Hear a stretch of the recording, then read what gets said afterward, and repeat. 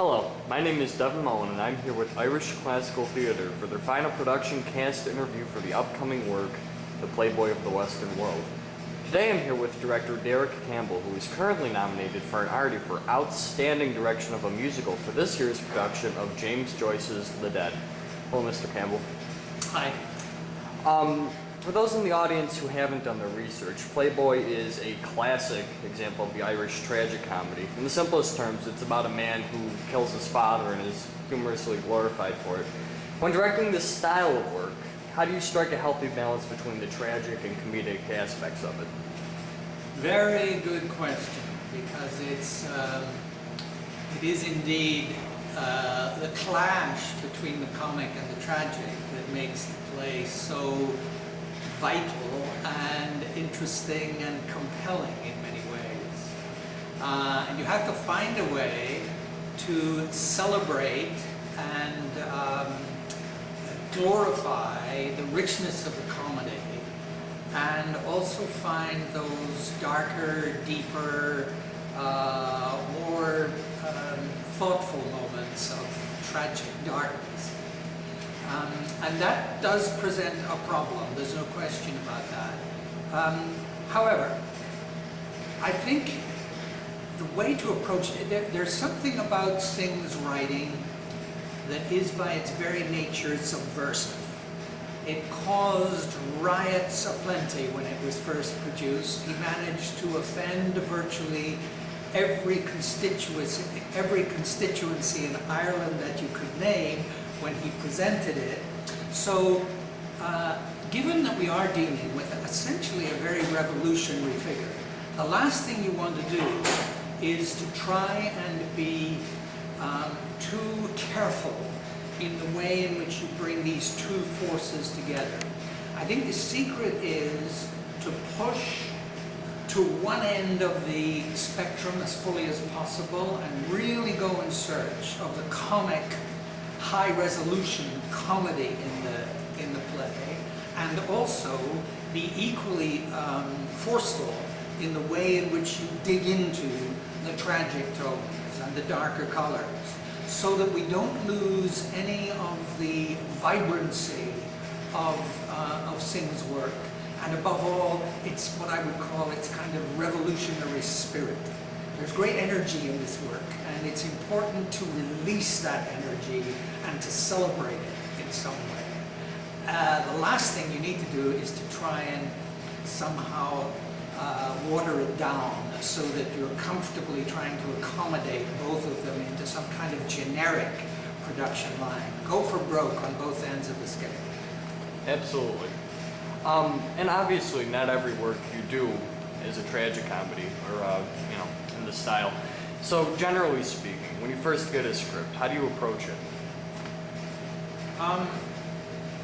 I don't have a technique for reading scripts. I wait for the script to speak to me. Sometimes it's an image that immediately pops up. Sometimes I feel a theme emerging. Sometimes I'm viscerally attracted by a character of some kind. So the play can speak to me in very different ways, and I deliberately, in my first 3 or 4 readings, I try not to form any conceptual sense of what the play is about until I've responded to it in what I would call a more visceral way. And out of that, gradually, I will begin to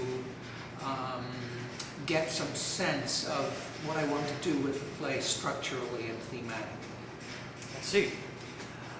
Now for a very simple one, or maybe not, depending. What's your favorite thing about directing? Interesting question again.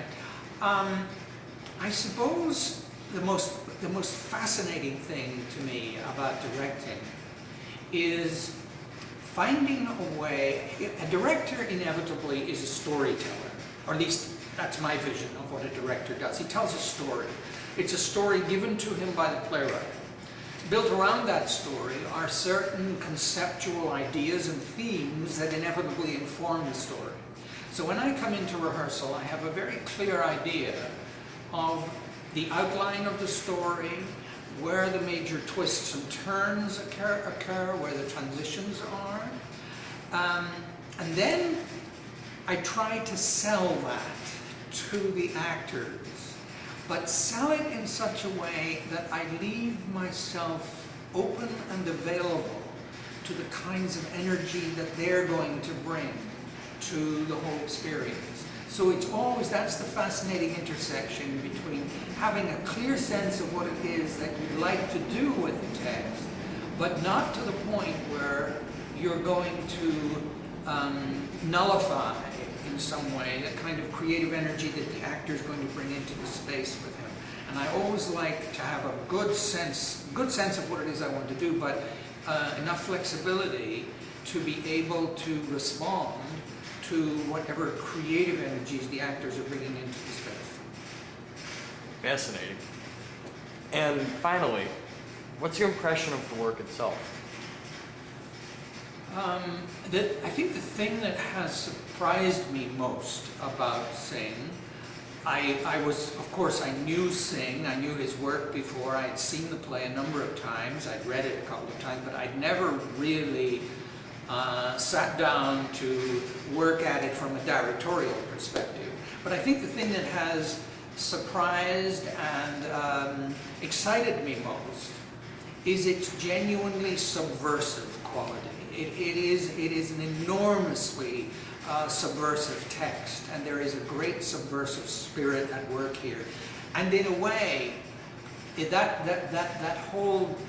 nature of that subversion is celebrated in the dynamic power of the language. Both the marvelous cadences and rhythms from County Mayo, they're filled with a kind of energy and celebration and joy. And so that the life in the text, the life in the energy of that dialect, is something that in itself has a kind of subversive quality to it. And then there's the way in which he manages, I mean, on all levels, there's an act of rebellion going on here. You know, conventional comic form is essentially circular in the sense that we're dealing with, in the end, a celebration of society renewing itself. Comedy traditionally ends in marriage and in a celebration of the community coming together. It's tragedy that has a linear line, and it's tragedy that ends in usually death and disaster. But comedy tends to preserve the construct that society heals itself by the resolution of the comic forces.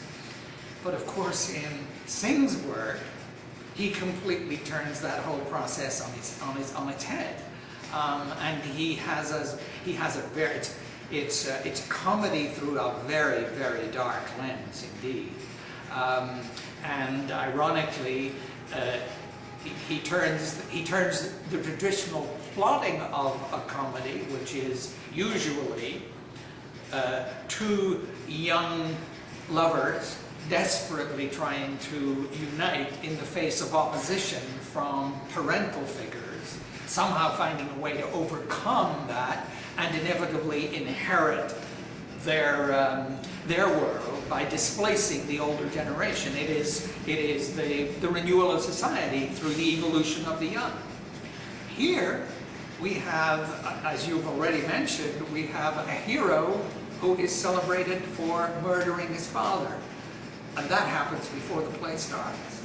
So you cannot identify or relate too closely to a guy who is a murderer, even though this total community celebrates him enormously and elevates him into the role of hero.